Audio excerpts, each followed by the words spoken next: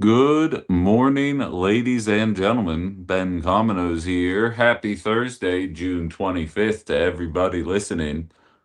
Hopefully, you're having a fantastic start to your day. My days are getting better every single day. Absolutely love you guys. I can't believe how wild this week has been. Quite the emotional roller coaster. I had a lengthy conversation with a good friend of mine yesterday on my ride back from Milwaukee. Um, and he used the phrase, "I'm sure he didn't think of it."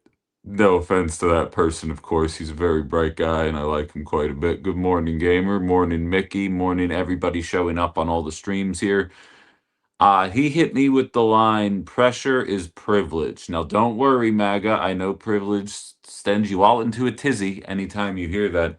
There really is something to be said about that, though. It's remarkable. What's up, Kev? Thanks for being here. Morning. Um, like for instance, for those of you that have been listening to me on the air since however long, I um I have been doing these kind of shots at night for the better part of the last probably month, maybe month and a half. I've been calling them Ben After Dark. And now I obviously do it during the day as well. And it was a running bit with all the people who have become regulars on my TikTok streams that I have. What's up, OG Michelle? Um, that I have until the end of 2026 to put together a home studio because even though they are all just getting to know me, I have a bit of a habit of being a procrastinator. And they would joke and say, "Who thinks Ben's going to get the studio up and running in 6 months?" And I have had other people threaten a complete revolt that if I get rid of the crotch shot angle, they're gone forever. Um, and that's obviously a running bit as well. And in the last 3 days, I've made so many more strides to getting this all together. I'm very hopeful we're going to be up and running by the end of next week. And the only reason that's coming about is because you finally get that push out of the nest. And I'm very excited as they put a poll up. I have a feeling I know what the poll's going to say. How long will it take Ben to set up his evening studio? 1 week, 2 weeks, never. Well, Jed, joke's on you because as I was saying, pressure is privilege. And that's a very real statement. It's when you get that kick in the ass that gets you going. Um, Thank you, Frank. A dedicated fan as always. Thank you. Um, Jarmani saying stupid life and work getting in the way today, so I'll be in and out, but I will do my homework later to catch up. Don't you worry, it'll be live on the tube of you, or not live, it'll be archived on the tube of you right after we get out of here. Just slide over to the live tab. Every episode of this show is going to be saved there in perpetuity on the Ben Cominos page. I'm going to keep pushing you guys there. Thank you for the follow, Jay, on TikTok. Please subscribe to all my socials. Every single one helps. And that's just another one. Like, it really is eye opening to me that I probably should have been putting more time into this for the last 4 years. Um, because the amount of growth, the amount of support that I've seen, the number of people that have told me I have lived in the Fox Valley longer than you have, and this is the first time I'm hearing about you, and I'm so happy I found you. I feel like my listener base is actually expanding. Um, Compared to what it was at the station, which is kind of an awesome feeling. And I got to tell you, every day is better than the last, and yesterday especially. And then I promise we have plenty of news to get into today. But so many of you guys were supportive about yesterday's show. It felt strong. It felt like old school, outside the box with the filter taken off. So thank you all for the people that are continuing to support it, and we're only getting started here. It's only going to get better. There's only going to be more guests. It's only going to look fancier behind me. I'm not going to share. A friend of mine put together an AI image of what the studio hopefully is going to end up looking like, and if we can pull off what we're looking at, it's going to be very aesthetically pleasing when it's all said and done. So with that, we've got a lot to get into. And by the way, if somebody before we kick off proper, let me just say at 9:30 today, if you didn't get a chance to see any of the videos that I posted before I started up, and I have to get in a better habit of doing this, but I forgot to do it again. If somebody, one of my mods on TikTok or something that follows Danielle Falesnik, who's running for sheriff of Winnebago County, I'm going to copy and paste the link into the comment bar right now. If somebody could please get that to her. It should be going up right now. I have to get used to that part of the thing. But Danielle slash Dani Falesnik, aka Dani for Sheriff, is going to be on the program at 9:30.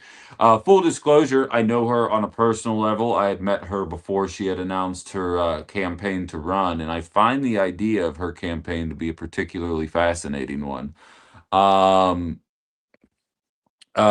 she may be in the Discord chat, gamer. Any way you guys can get it to her, I would appreciate that.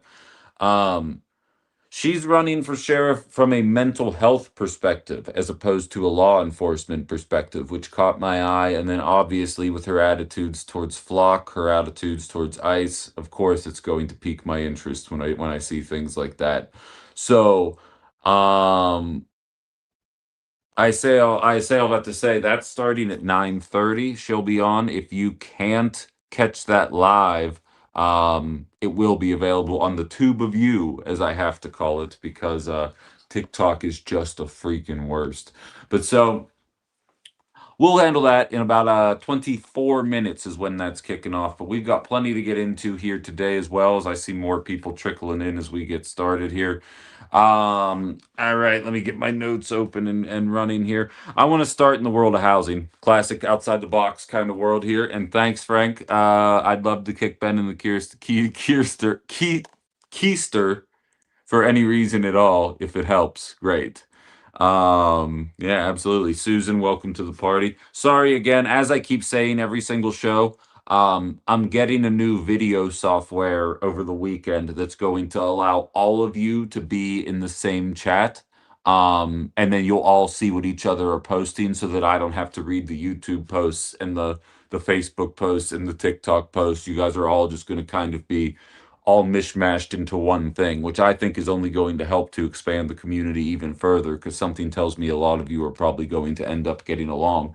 But so if you haven't heard the news of the day, what's up, family man? If you haven't heard the news of the day, surrounding housing. It actually broke last night when I was doing my evening show, and I remembered bits and pieces of what was included in the housing bill, but I really wasn't in a position to talk in an informative manner about it. So I took some time last night and this morning to kind of educate myself on what took place. If you haven't seen, there was a housing bill that addressed environmental regulations and what it takes to how long it takes to build a home, private equity and hedge funds and their capacity to buy up all the single family homes. The regulations outside of environmental that lend themselves to not being able to build, whatever those may be. There was a bipartisan effort to get this across the finish line. And not only was it bipartisan, I actually wrote it down because I made the comment yesterday. Someone said, I heard Trump can't veto it. I said, that can't be right. A bill requires 2/3 of the vote in order for it to not be able to be vetoed. And there's no way that in 2026 a bill can pass that can achieve a 2/3 majority in the House and Senate when it passes.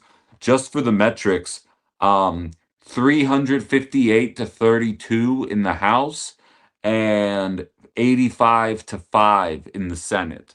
So it absolutely did hit those levels.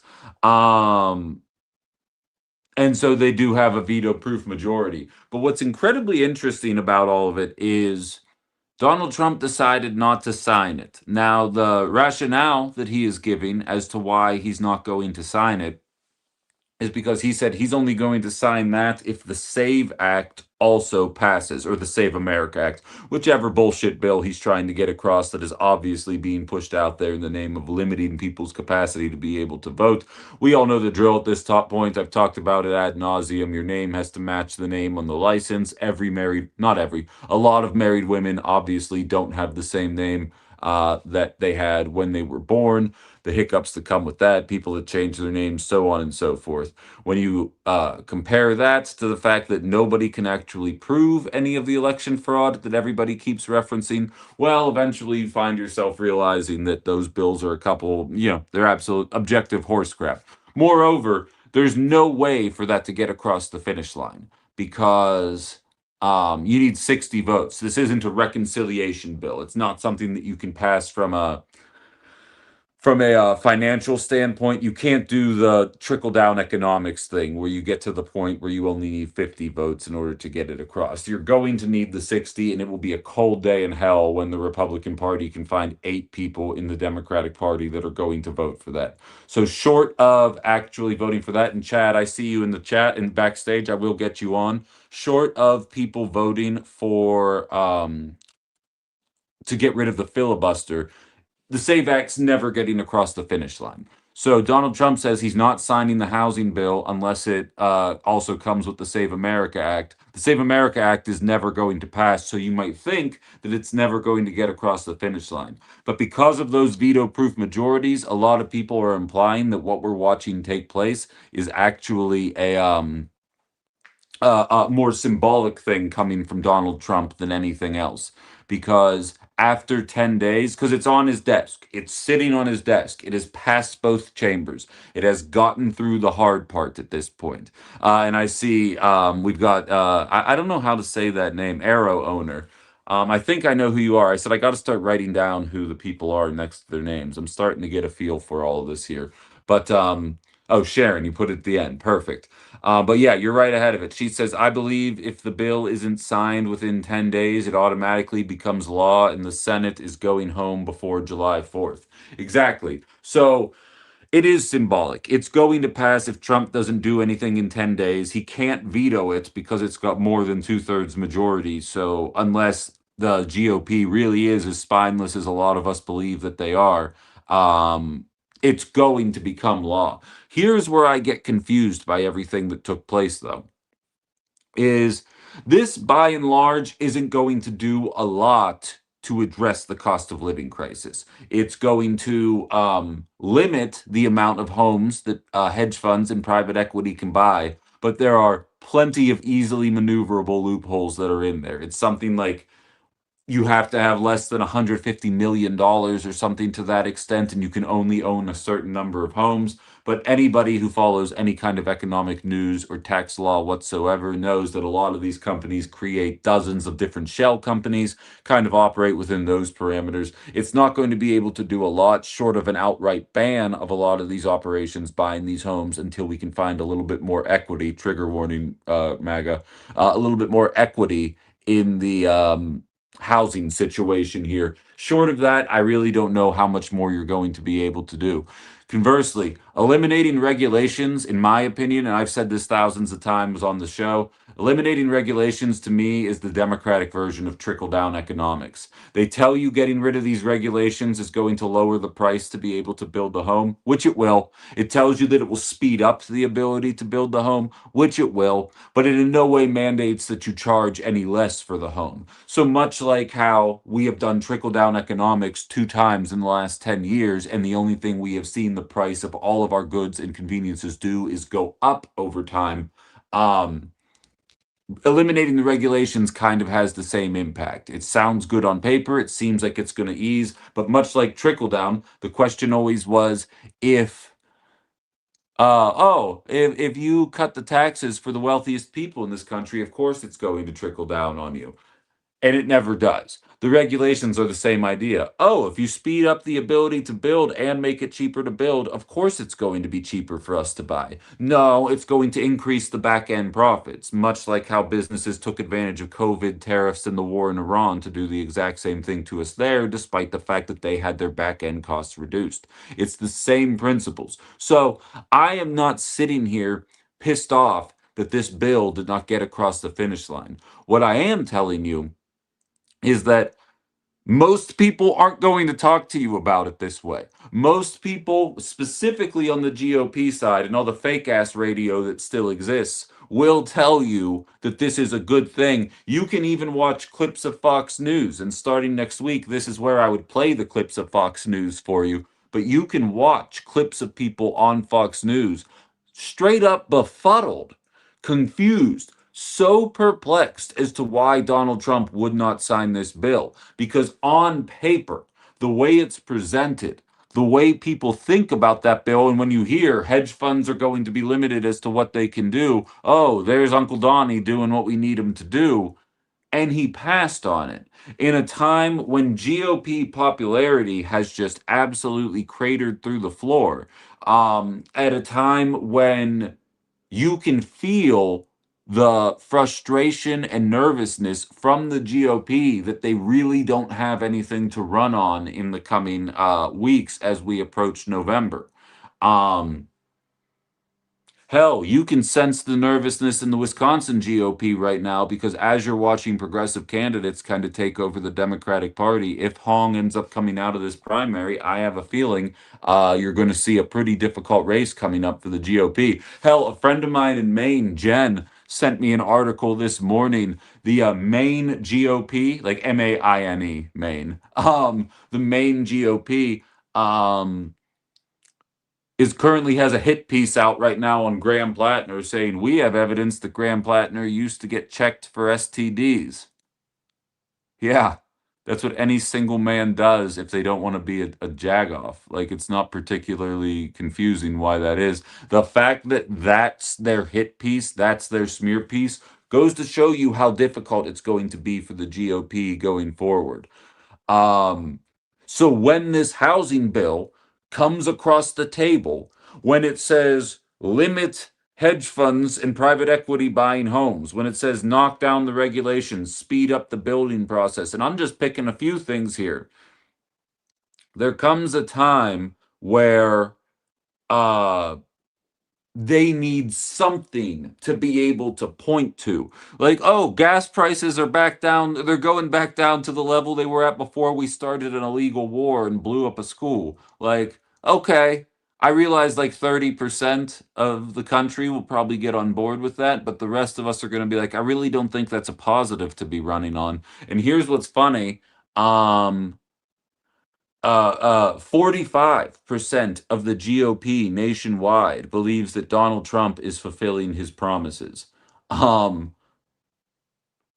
the cult is real, ladies and gentlemen. Always remember that. 45% of people believe Donald Trump is fulfilling his promises, which is a wild number to me.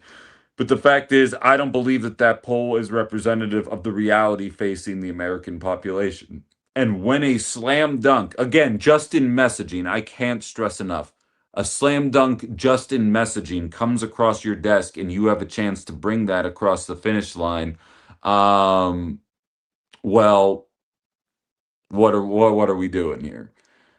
What were you asking here, Allie? Oh, the wizard picture. My friend Chad, who was actually in the chat just a moment ago, I was going to bring him up to talk, but he and I grew up together. I am not pro AI, but if you make a funny enough picture, I actually have another one of me that you'll get a kick out of that I'll share with you after the show wraps up. But so you see, um, the wariness of the GOP right now, and I, for one, absolutely love what I am seeing. Um, And Donald Trump almost actively feels like he is trying to sabotage them. That's what's so interesting about all of this is I remember during the Biden administration thinking it really feels like the Democratic Party is trying to tank this election. I remember saying that multiple times in 2024 with the way they were treating protesters in May and June in the lead up to November, with the inability to address wealth inequality other than a 3 week period between when Joe Biden dropped out and when Liz Cheney got involved in the election, not really being willing to talk about the economy in any way. The inflation rate is back up to 4%. That was trash when it was under Biden and it was trash when it was under Trump. But depending on what news you watch, that 4% either isn't a big deal or is a big deal, depending on what era of that 4% that you are talking about.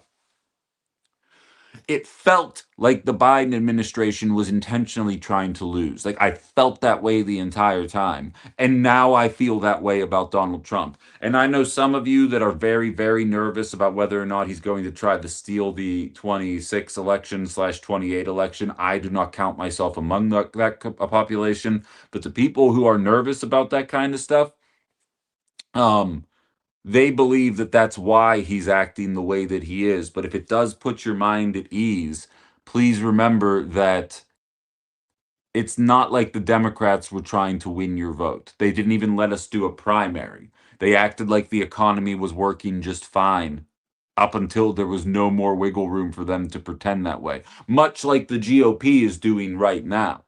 The longer I talk politics professionally, the more I realize the cyclical nature of the election cycle and the way they'll distract with rainbow flags and Somali populations and DEI operations and all that jazz until ultimately they have to pretend for 6 or 7 months that they care about the stuff that we talk about on this show nonstop and then inevitably pivot away. Always remember, if you're listening to me in Wisconsin, I don't need to tell you this. If you're listening to me around the nation, um, especially during the presidential election, everybody wants to come and visit Wisconsin. They've got all of our concerns met. Any worries in life that we have, don't you worry. Whatever candidate that day is in our state has our backs. When's the last time we've seen any of those people? Do you guys even remember who Eric Hovde is? Remember when he was living in California and said, "Don't you worry, I'm Wisconsin through and through." When's the last time anybody's seen Eric Hovde since running for Senate in 2024? When's the last time we've seen him in Wisconsin? Always remember that. Always remember that. And it's the same idea with the issues that they talk about. Right now, the Trump administration is doing their best impersonation of the Biden administration, pretending that the cost of living doesn't matter, pretending that the importance of making sure Iran doesn't get a nuke is more important than the fact that all of us are going through an affordability crisis and we're trying to figure out ways to lessen the burden on so many of us. I saw some statistics that were out there. 500% increase in the search of the term affordability relative to this time last year. People are struggling, people looking at selling their homes. Hell, I even, not from an affordability crisis, but more so just from a I'm sick and tired of being an absentee landlord perspective. I even have been looking at that as well, but from a different perspective. So I add to those stats too. But there's economic strife that everybody is facing that this administration is trying to pretend isn't real. And it's kind of hard to avoid that reality, and especially in comparison to the Biden administration. And that's why, for those of you, a lot of you have only just found me, but for those of you who have been around for a while now, you notice that Biden was pretending that inflation was transitory and it was a necessary evil in order to get out of the pandemic. You have the Trump administration telling you that inflation was a necessary evil as a result of Iran and that it's only transitory and we'll get out of it soon enough. And the people that are mad inverted at different times, and this is the only show that's like, so do you see yet the way that they use different excuses and reasons to funnel you into the same outcome where affordability continues to shoot through the roof and there's nothing that they can do about it at that particular moment? That is politics in a nutshell. We have a ton of people who've been leaving messages here. I'm going to start on the tube of you. Subscribe to me on all socials, please. I can use all the help. And for the record, you guys have all been coming through in spades. My subscriber count on a certain tube of you has doubled over the course of the last 36 hours, which has been a remarkable thing to watch happen. So every single one of those helps, and the higher that number goes, the faster I can get to monetizing these, and then I don't need to work for other entities that might get pissed off at the things I say from time to time. Not inserting any names there, of course. Um, Tom says the housing bill might actually go through by itself, or Trump will sign it in the middle of the night. Don't think he'll veto. I don't think he'll veto it either because he doesn't need any extra bad press. Sensei's saying Pew Research economy is king. It always is. It always is. But different entities pretend that the economy is either rocking and rolling or is a cesspool, depending on who's president. Realistically, I don't feel much more economic strife in my life than I was in 2024, in that I am very aware of how much more. I don't mean I'm not like, boy, that's a lot more fucking expensive than it used to be. I absolutely recognize that as a reality. But I don't notice it any more than I did during the Biden administration. Or I should say, it's raising at a level commensurate to what was going on then. So the economy is king, but in 2023, the Democratic line was Bidenomics was working. Meanwhile, corporations were raking in record profits, and we were all sitting there saying, "What are you talking about? Have you seen how high my rent is right now and how much relative to how much money I'm making?" Now in 2026, it's the golden era of economic prosperity. It's like, what are you talking about? Have you seen how much more expensive my rent has been getting commensurate to the amount of money that I am making?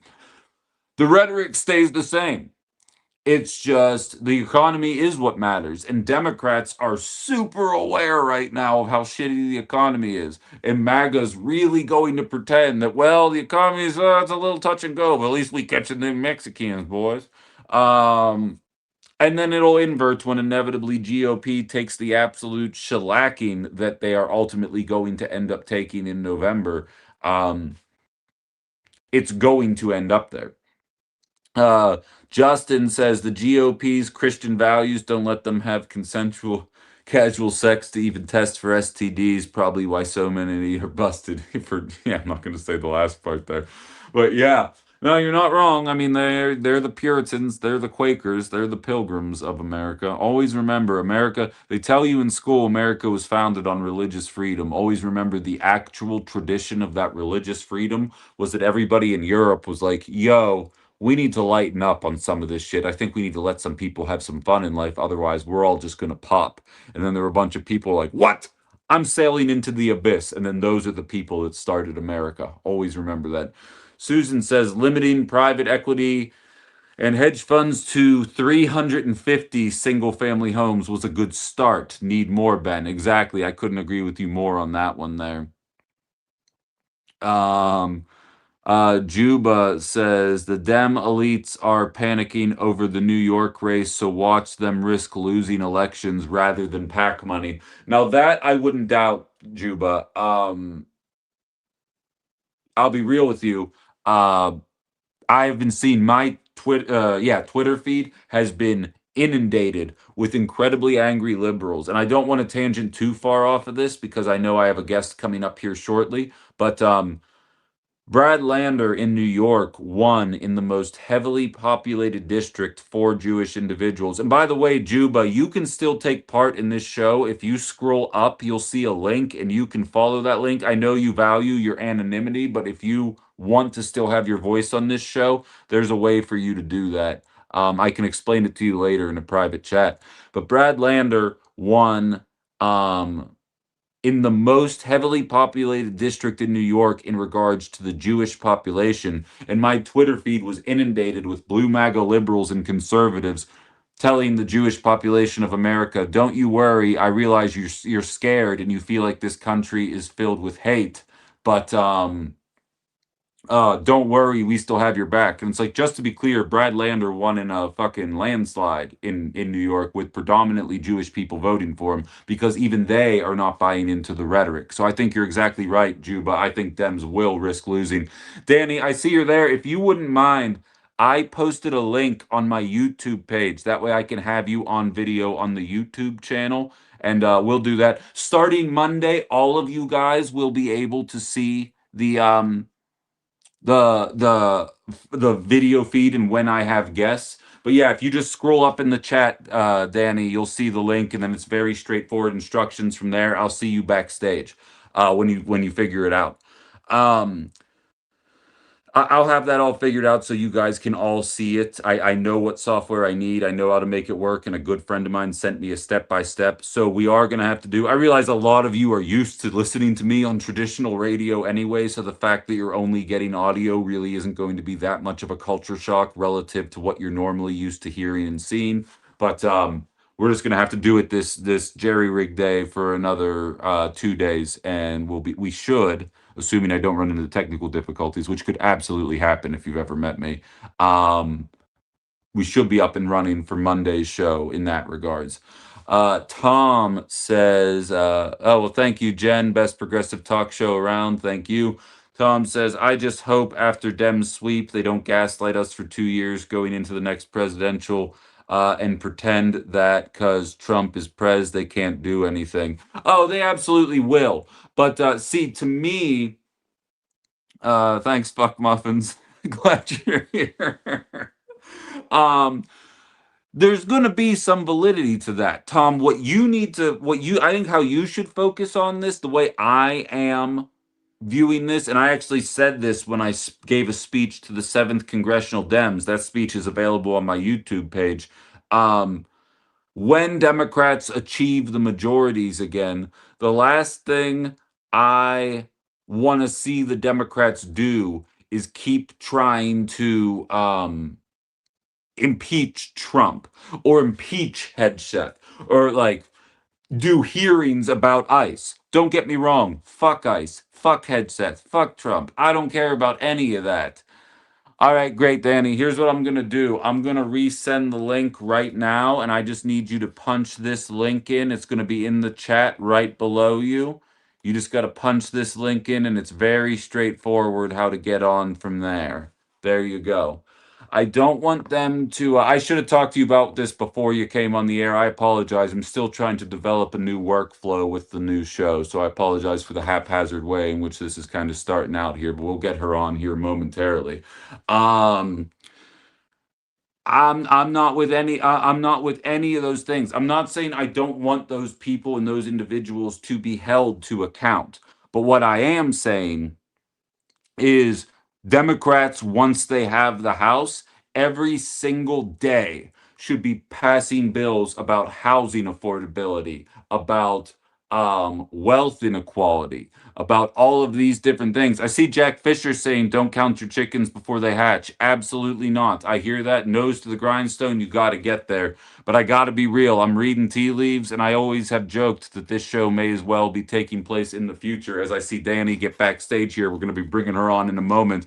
I basically do this job in the future, and if Democratic socialists are winning in liberal venues and liberals are winning in moderate and even slightly Republican venues, it's going to take a pretty epic collapse of the Democratic Party. Not saying that they're beyond that, but it would take a pretty epic collapse. But there's a lot of new ideas out there, a lot of good ideas that have a lot of support in the community. And I'd like to highlight exactly what that looks like right now. If you didn't get a chance to see my video before I went live today, second guest on Outside the Box Unfiltered is hopping on right now. It's Danielle Falesnik, aka Dani for Sheriff.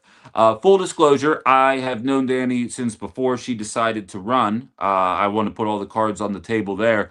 But what caught my eye about this campaign that she is running is the issues that she is running on. Oftentimes, these kinds of campaigns go to the wayside. It's kind of like nobody runs, nobody really challenges it. I'm very excited to see that, at least in a couple of counties, specifically Winnebago, for the purposes of this conversation, there's people willing to challenge the status quo. And if you know me at all, you know I fucking hate the status quo. So without further ado, let's bring Dani up here. Add the bada, bada boom. What's up, Dani? Good Can you hear morning. me?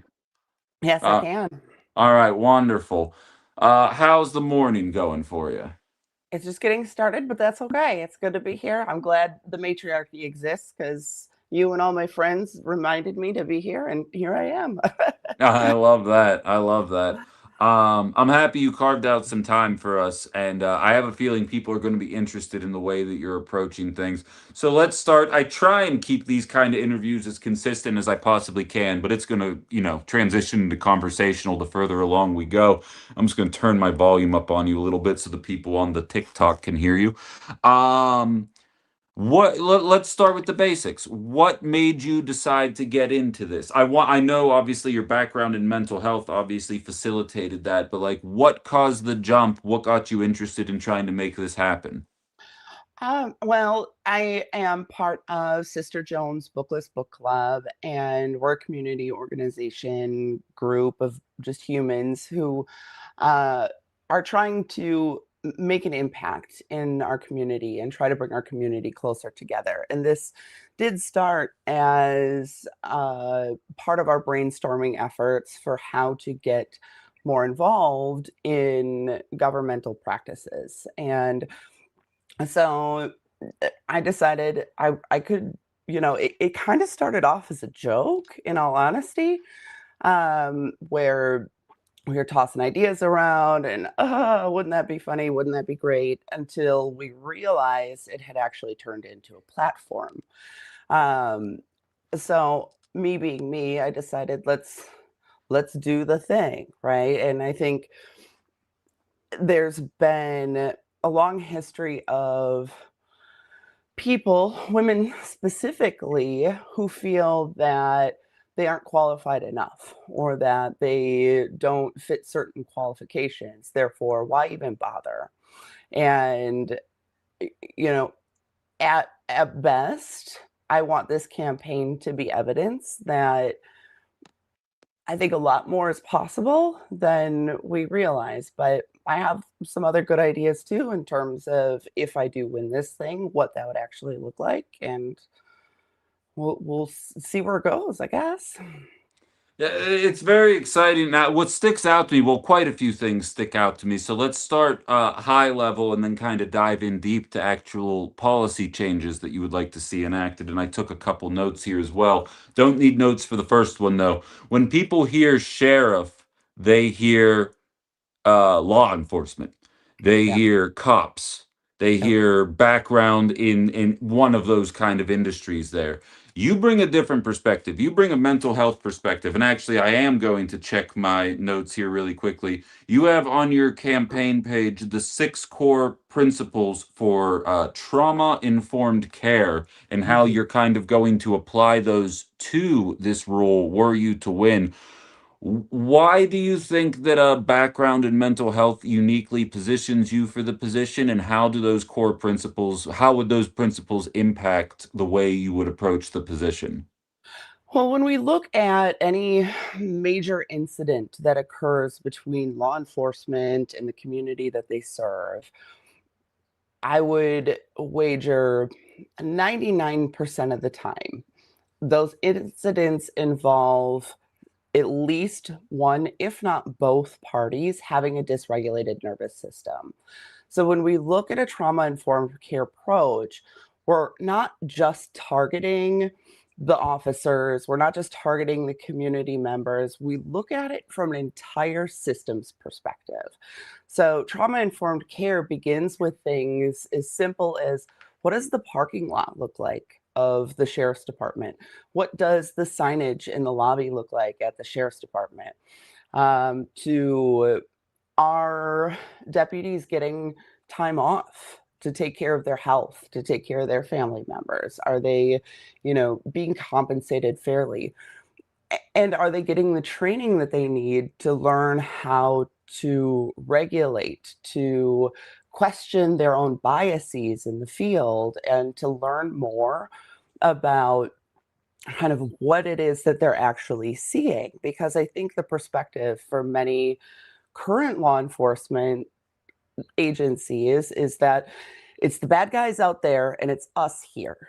And when we look at the splitting in the United States, left versus right, good versus bad, it's causing a lot of damage. So a trauma informed care approach is going to reframe the conversation to what's wrong with you, to what happened, so that my goal ultimately is to have the sheriff's department be better known for connecting people to resources within the community rather than just parking them into jail.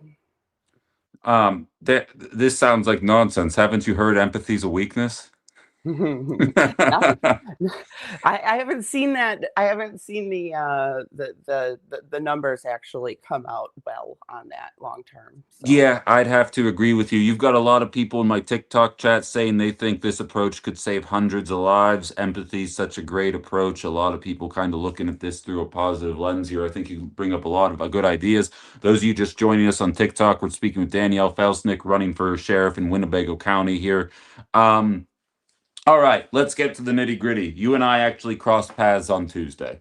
It's one of the biggest issues in Northeast Wisconsin right now: flock cameras, mhm. surveillance, how these are being used by our police force. A lot of people, similar, I would argue, well, you know what, I'm not going to take it there. I'd say Mm, it's more than 80% of the populations, at least that we run in when we go to these events, seem very worried about the surveillance and the government overreach. And you have a stance, not even really middle ground here. It's we're not doing this in Winnebago Absolutely. County. How did you get there?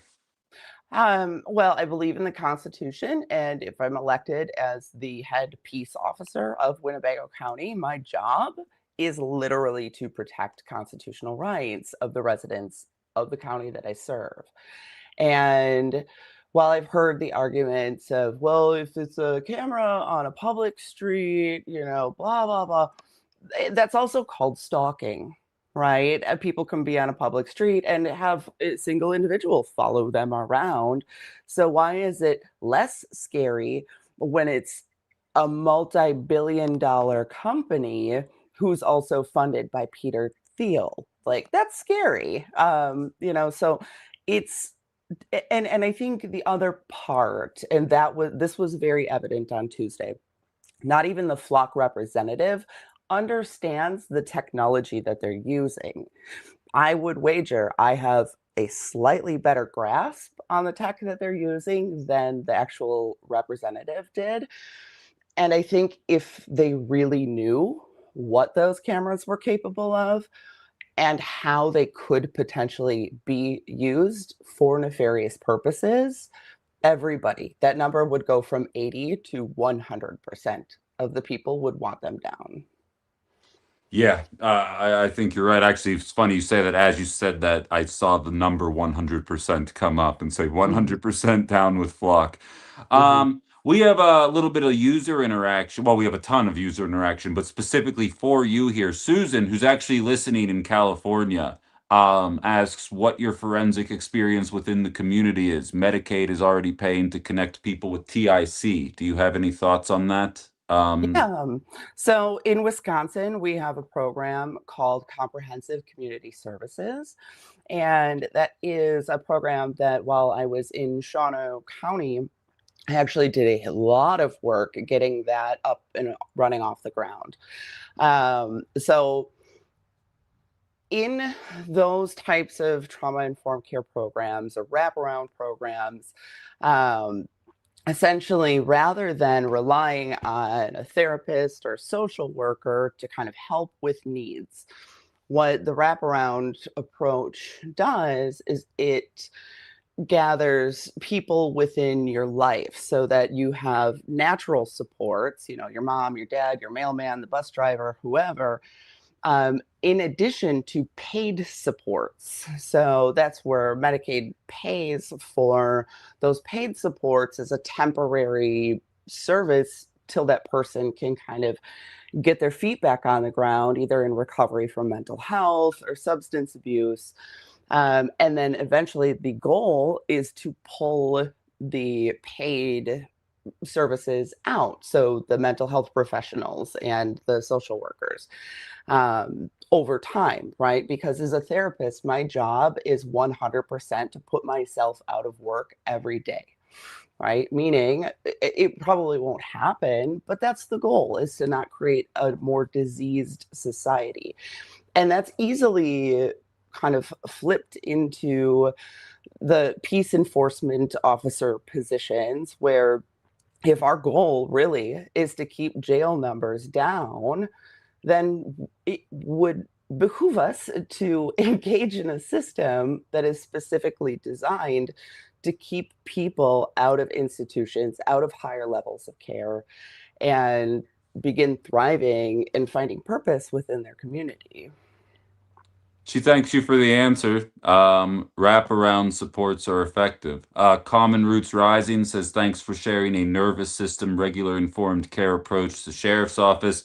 Tom says, I'm also concerned about how this data, even if being communicated as only able to be accessed by the ex-public organization, that it is being stored in a cloud server owned by private companies. So obviously you're hitting a lot of touchstone points here. And Mhm. realistically, that's not the only one. Now, relative to the rest of the country, Northeast Wisconsin hasn't been as impacted. I'm not going to say not, but it has been as impacted by the ICE situation as other places in the country that are a little more diverse in their population relative to what's going on in the Fox Valley. That Right. being said, it's a problem, in my opinion. everywhere. I've been very vocal about that. And again, those were the two things that stuck out to me about your campaign was no flock with a red slash, no ice with a red slash. People Mhm. are listening to this right now that do have concerns about immigration. If you want no interaction with immigrations, customs, any of that at all, how would you suggest approaching that, and where does this hardline approach stem from? So, I again in the, I want to speak carefully because I don't want to put a target on my head, but they're in the area now, right? Yeah. Let's not be delusional about, but, well, and I think part of why it isn't as impacted is because just I think per square mile area, right? There's the density isn't quite there. It's not metro surge here yet per se. There's no Delaney Hall here, but people are being removed from our communities actively. And as I understand it right now, the sheriff's department is currently, serving these warrants, going to people's homes and acting on behalf of ICE. And what, my common sense tells me is that this was potentially an effort to just keep the federal government off keep themselves off the federal government's radar. Now, in terms of what would I do? What will I do when I get in there? I think we need to stand 10 toes down again, back to the Constitution of the United States of America. I am not about to go and harass the residents of the county that I live in to just keep things even keel, right? To kind of like not make waves. Now, I am a woman psychotherapist running for office as sheriff in a fairly purple area. Um, that is not keeping things even keel. It's ruffling feathers. And if there's one thing I can do well, I can use my voice. I can say that this is unconstitutional. How we are approaching this. The people that are being in large kidnapped off the street are not these terrorists that I think they have been framed out to be. And so I think, it is going to be very important to educate the public about who these people really are that are being taken from their homes and from their communities. Because I do not think that they are this evil other. Again, right? It's that splitting. It's the good versus bad, the legal versus illegal. But just providing education to people that who these people really are, what the risks really are, and identifying what the cost of trying to mitigate a non-existent risk actually is. It's very interesting. We have Fox Valley is getting more diverse. Just one or more multicultural coalition serves 600 families that are Mhm. new to neighborhoods. And yeah, I don't want it to sound like, always keep in mind, I know some of you guys are here for the interview and you don't normally listen. I'm coming from the city back in Pittsburgh where it was more 60-40. So Fox Valley has been a bit of a culture shock for me since moving out here. Monique, where'd you go? I worry so much that because it isn't a surge that we're missing so much. I think that's fair. We don't know how many people are being taken off the streets, and it's a lot harder for us to find them. Mhm. Tom's asking, so what is the plan for enforcing the Constitution? Have you gotten that far into the, because you keep referencing the ways that this is an abridge, the flock and ICE are an infringement on our Constitution. I mean, realistically, now that I'm thinking about the question out loud, I feel like it's just not doing those things. It's following the Constitution. Forget I Well, asked that. Yeah, but I figure, well, it means initially ending the memorandum between the 286G yeah. and saying this is as law enforcement, military, everybody has the right to conscientiously object to an unlawful order. right? And so if at one level of government that conscientious objection is being pressured, right, then it does escalate up to the next order of commands, right? So that would mean probably working closer with state level government and saying, what is our plan here? But it does have to start with one person at least saying, what are we doing? We're speaking with Danielle, aka Dani Falesnik. She's running for sheriff in Winnebago County here. Jim says that you're making him wish he still lived in Winnebago County. So it Oh, seems like some people are, and I have to admit, and I don't want to take it here, but we are going to take it here because I think it's important to highlight. I have seen in my research for the purposes of this conversation some other articles that have been written about who you are and what you are, and none of this information seems to be percolating through. It seems like they attack you for yeah. anything else other than your stances on things here. Hmm. What's your game plan? You said it yourself. We're in a purple district here. They're going to frame this through the perspective of identity politics, and Lord knows that that's not what we do on this show. How are you going to break through that echo chamber and try and win over some of those people? Obviously, if they're hardline icers, it's lost. Don't worry about them. I Yeah. mean the people that can be won that maybe just kind of vote for sheriff going through the motions. How are you intending to reach out to them and kind of get this message out in an ecosystem that seems so hell bent on not really representing this conversation the right way? Well, no doubt. And I mean, look at it even on a national or global perspective, right? All of the major social media outlets are being suppressed heavily. So even if I made 10 videos a day about all of these brilliant points, they're not going to go anywhere. Yeah. So, it's doing as many grassroots things as possible. That's how it started. That's how it's going to end.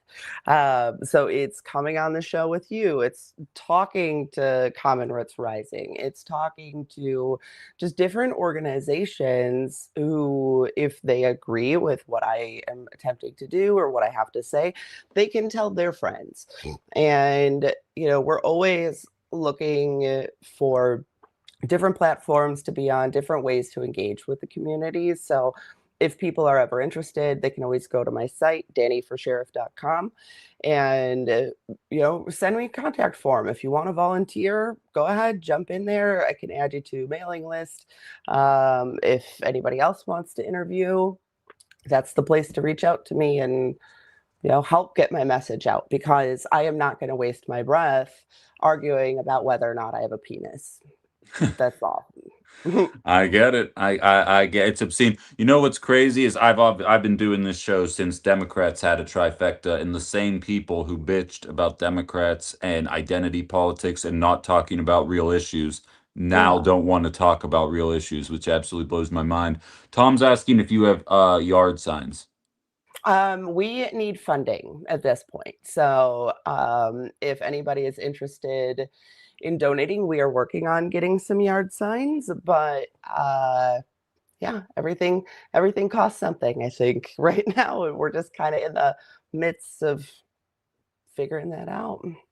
So, we're just about out of time for the purposes of this conversation, and like I said, I try and keep these as consistent as possible. Touched on a lot of things. You're a very complex individual with a lot of things rattling around up there. There's no way that I'd be able to bring up everything that you wanted to talk about today. Oh, What's one thing that I didn't bring up that you would like to get out to the people that are listening right now? Whether that be about your campaign, about what, just a plug for why you think you're meant for this, whatever the situation is. What's one thing that you would like the people to know about you and what you're trying to accomplish this November? I want people to know that there is hope, right? I think across it doesn't matter if I'm running for sheriff or if I'm being a mom or if I'm working in my clinic.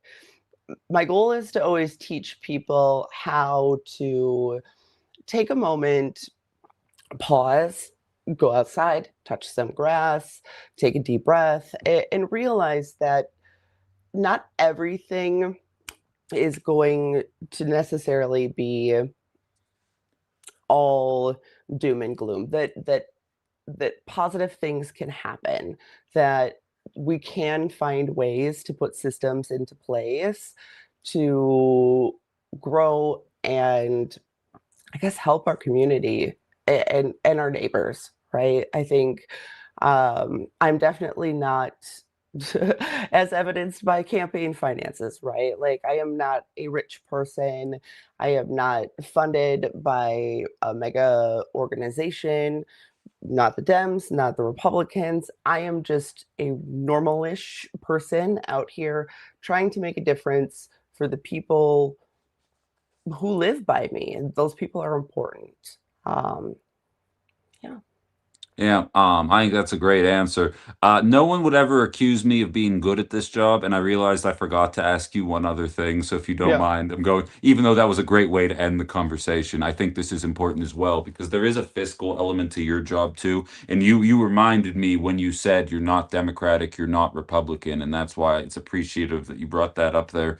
Another major thing you focused on was maximizing the grant numbers and the ways Hmm. that you would go about doing that. Would you like to lay out there what, for the people listening, what that would look like?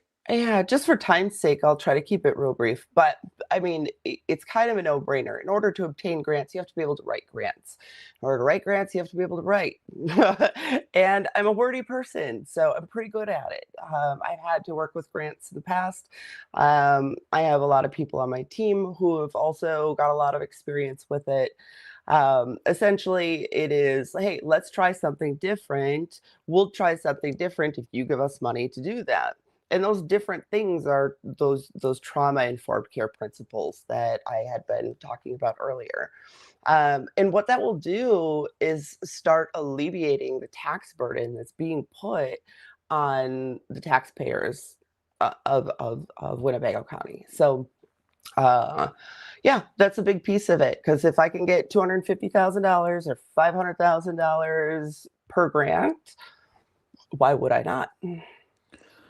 Danielle Falesnik, running for sheriff, Winnebago County, coming on outside the box, unfiltered today. Thank you very much for being here and talking with us for the last half hour about the game plan there. It seems like a lot of people are in favor of some of the stuff you're suggesting, and we're looking forward to seeing where this goes in November.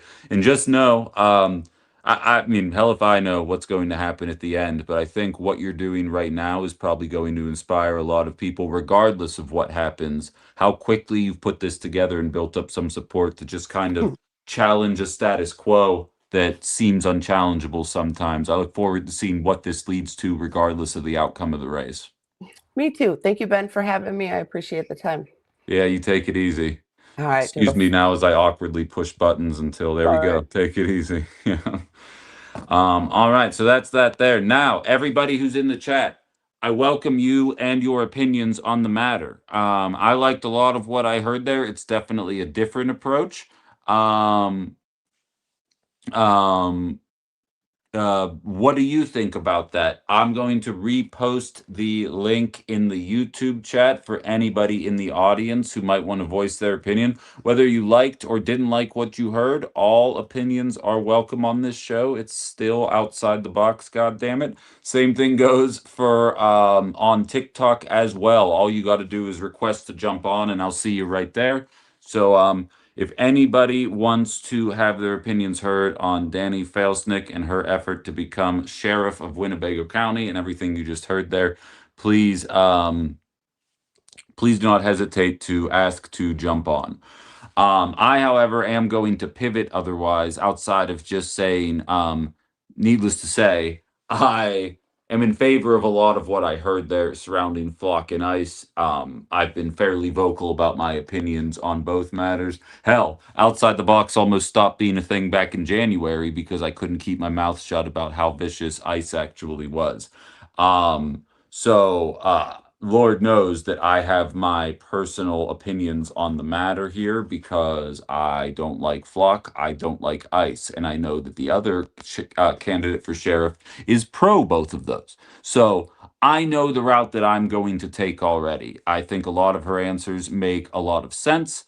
I think she has some well thought out ideas on how to address some issues. I've been very vocal. I am not a defund the police leftist, but I am absolutely a restructure the police heavily leftist. And this seems like a step in that direction, that more towards a mental health approach for some of these issues. I absolutely love a lot of that angle of it. It seems like you did, as some of you guys did as well.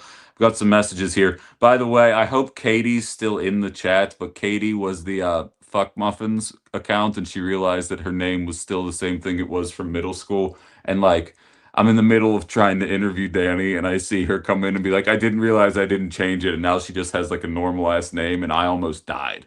Like, I can't believe I kept my composure at that point. Sometimes I'm not professional at all, and other times I think I might be the most professional uh, talk show host. Anna says there were reports unconfirmed of ice in Appleton yesterday. Yeah, see, like we were saying, it's quieter. It's not the masked Virgin Army zip tying half naked Hispanic kids in the street of Chicago. It's a more subtle approach. And I didn't phrase that the right way. I regret phrasing it the way I did when she was on. I didn't want it to sound like it's not an issue or we don't have to worry about it. I was just meant relative to what was taking place in Minnesota, in Chicago, and in some other larger cities. It's not as um, focused on in our neck of the woods because it's sadly enough, it's just not as apparent as it normally is. And I appreciate all the gifts coming my way on TikTok. I appreciate all the support, you guys. You're all fantastic. Um, Michelle says the fact that this campaign will shed so much light on and start some conversations on really important issues in law enforcement and creating safe communities is already a win. Very much so. And again, very similarly to the national scene. And I kind of like doing this not tied to a radio station anymore because it gives me an ability to kind of talk about things hyper local, local in other communities, but also relative to the national scene. And Danny kind of touched on it there. I don't think you're going to see any effort to combat the things that she was saying from the right. I think they might not even campaign. Like I'm saying, let me give you a story about what happened in Pittsburgh. There's a woman who she was my brother's grade in elementary school. She grew up to end up running against one of the highest ranking Democrats in the city of Pittsburgh for the county council. And that guy had been in office for 40 years. And the reason he was in office for 40 years was not because he was good at the job. It was because no one ever ran against him or suggested anything. Yeah, pin comments if there's something worth me reading. I'm sorry, sometimes I kind of zone out on that when I'm talking. Um, she decided to run against him, hit the doors hard, had bold ideas, explained what she thought she could do different than the person who was there, and ultimately ended up coming away with the election victory. And she has been in that seat since then. So, a lot of times, I think these campaigns go under the radar in a way that there could be some unexpected success. And that's kind of what I like seeing out of this. I like that there are people running for sheriff with different ideas other than let's surveil everybody and spread a masked Virgin Army around and make sure that everybody toes the line. If you weren't listening to Ben After Dark last night, I had a friend of mine on who lives in DC and talking about um, um, and talking about the National Guard and how you have to walk around there and all that jazz. It's remarkable uh, how oblivious we are to some of that, but the fact that Dani Falesnik is talking that way, I think, is worth looking at. Justin says it's hard for me to stay locally informed without social media. Exactly, and like I'm very thankful. I said this during Ben After Dark yesterday. I was nervous. Thank you, Jay. I was nervous that when I started this independent endeavor. And yes, my show is going to be carried on the Minocqua Substack, so there's going to be literally thousands of people watching this show starting on Monday. So it would have worked out.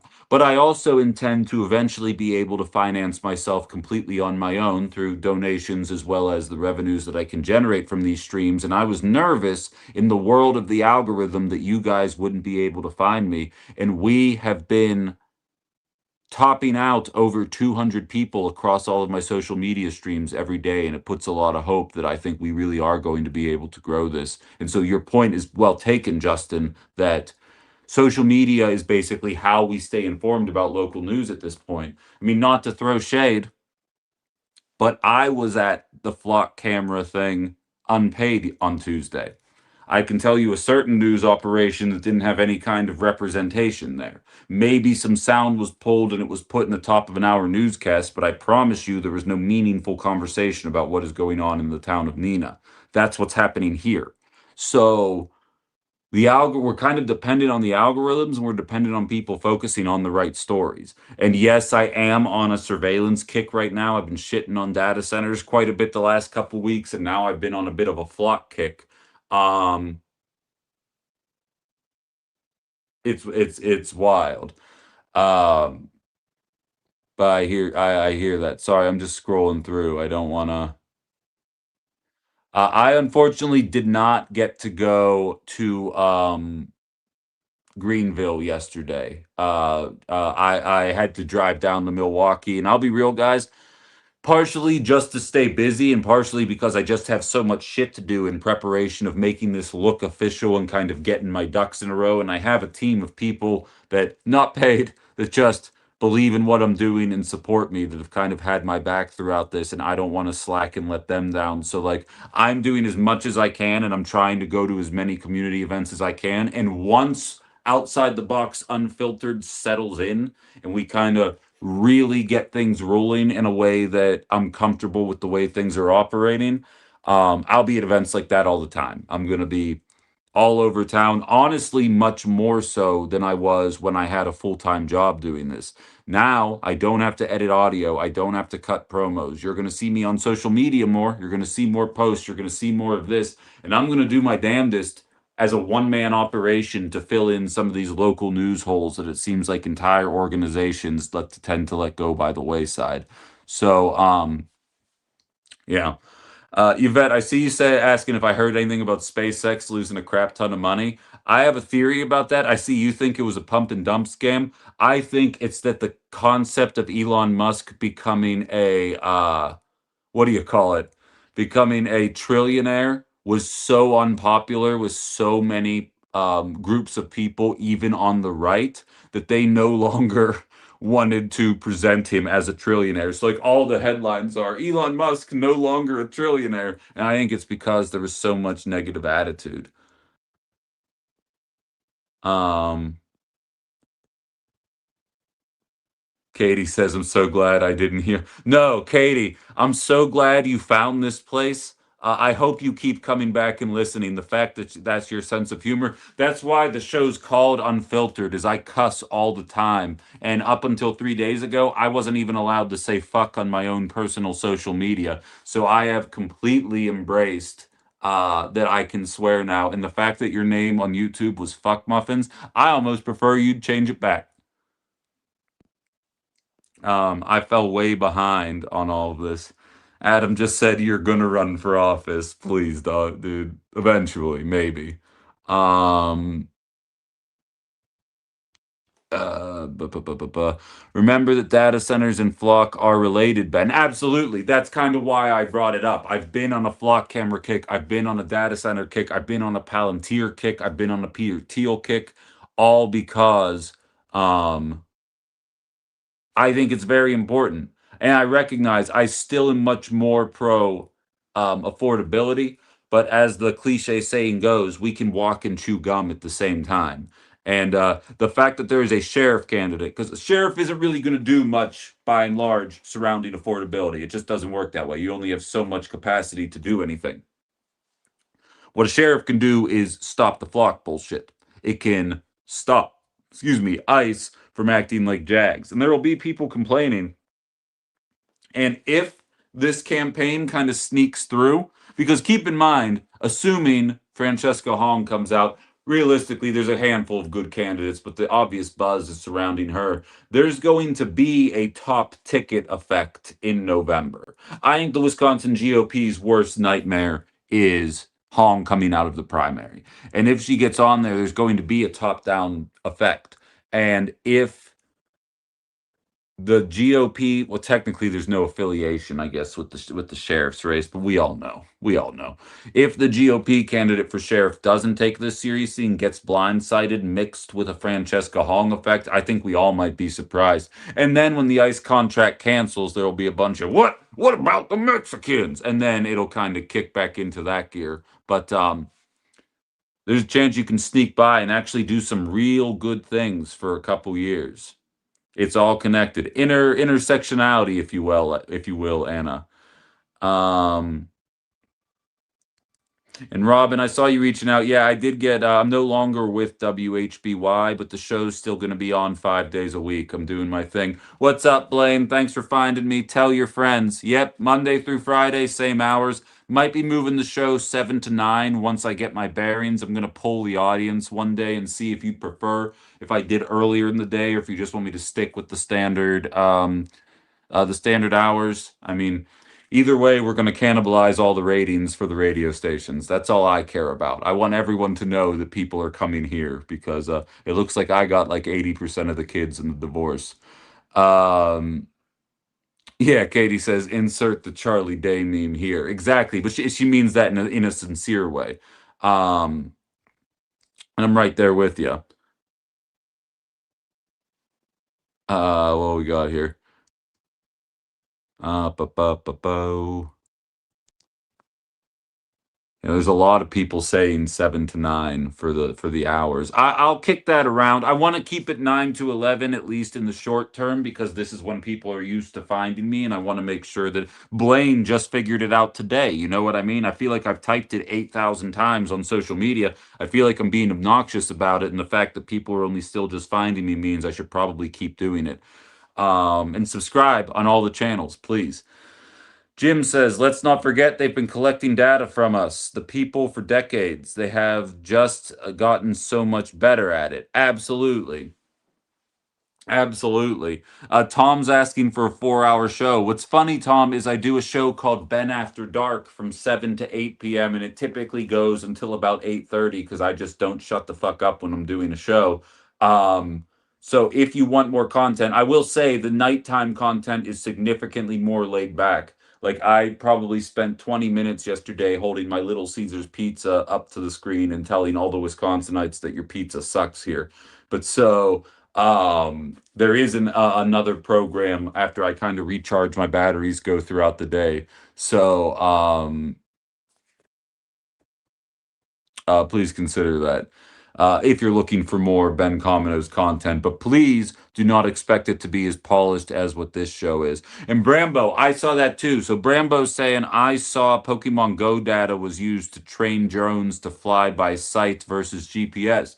You're exactly right. And I'd like to say I was not a Pokemon Go guy, and I am a gamer. But my friend tried to convince me to do it, and I downloaded the app, and I was like, so what do you do? He goes, you walk around and you try and catch Pokemon. And I was in my duplex at the time. And I said, I've been walking around my duplex for like 20 minutes and not a single Pokemon has showed itself yet. When does this game kick in? And he said, oh, you have to walk around town to find the Pokemon. I was like, what? That's not a video game, that's exercise. And I immediately deleted the app. So I did not contribute to the problem. Um, but it is a problem nevertheless. So that they kind of used, people would be holding their phones up looking for these digital Pokemon that were all over the place, and they would allow themselves essentially to scan all these avenues, and over years, they collected all this data of essentially a complete layout of what the ground looks like. This is what I'm saying. The Flock data center stuff is not new. Much like how Reaganomics shitting on the middle class is not new. It's just that 45 years of Reaganomics has now led to a middle class. I saw the CEO of Xbox, which I mean, they're a trash company, so there's a reason why probably no one's buying Xbox. But The CEO said we can't sell our products. It's because when I was growing up, video game systems were between $200 and $300. Now, if you want a PS5 Pro, it's $700, and that might actually be more expensive because of the tariffs and things of that nature.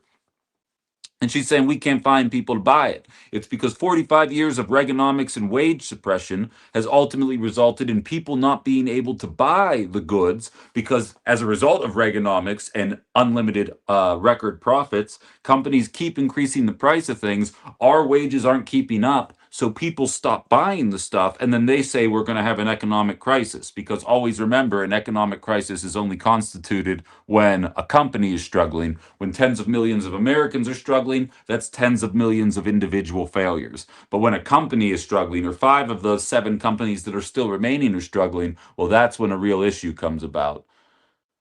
Um, let's see what we have on here. I enjoy it being 9 to 11. I appreciate that. I've sent and posted a fair amount of snark about WHBY and what a stupid decision they've made. Thank you, Rose. Farrig said, "I'd rather you keep show so you can listen with the kids around." Yeah, I have a feeling it's probably not going to be all of the one or the other option. So I'm going to have to do some soul searching over the coming weeks here. Um, but oh, gamers say he turned off the real world thing. I probably didn't know that was a thing. Um, Kathleen, I love you. I'll get to your comment in a second. Serial Killer Clown says Fran Hong is popular with the loud social media types who like to be loud. I don't know if she is popular with the elderly grandmas and grandpas who show up to vote in primaries. I don't know, Serial. I do a show that I can't stress enough, despite the fact that it was canceled. Was the #1 rated talk show in the market, doing conversations about data centers. While right wing talk radio was scaring you about trans people and things like that, I was doing conversations about healthcare affordability and data centers. And watching Francesca Hong have a platform for data centers when nobody else does, watching her have a platform for affordability outside of affordability is a problem. Um, well, that's an issue. Aaron, the intern in the chat there. Oh, I'm sorry. I didn't see somebody was asking to come on. Who's this? Let's see here. Your name's just what? What's on your mind? Hello? You just doing the serial killer thing where you, or do I not have you turned up? Do I have no volume? You saying something? Nah, okay, you're just doing the serial killer thing. That's fine. All right. But so I disagree that it's a unique or it's a uniquely socialist or uniquely leftist thing or uniquely social media thing. I think it transcends that in a lot of ways that people don't want to admit. I mean, Tuesday was a barometer for that in and of itself. um Hold on, I have to reset the goal gift here. These are things that I don't ever think to do. Let's try that. Okay.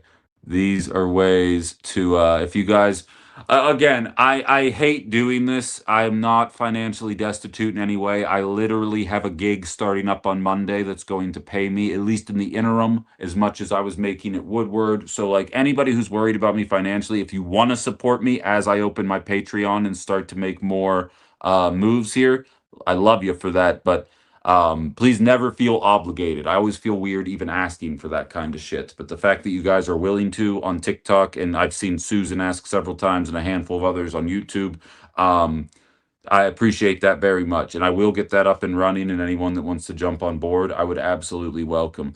So Kathleen, I love your freaking Facebook posts. She says, "This old broad is watching YouTube from 9 to 11 instead of listening to the radio. Still miss you and Landon, though." I miss Landon, too. We had a heart-to-heart. He's good people. Don't, though. I haven't cried in like 2 days. We're good. I vote in every primary, and my vote is going to Francesca. Susie says, "Susie, you found me.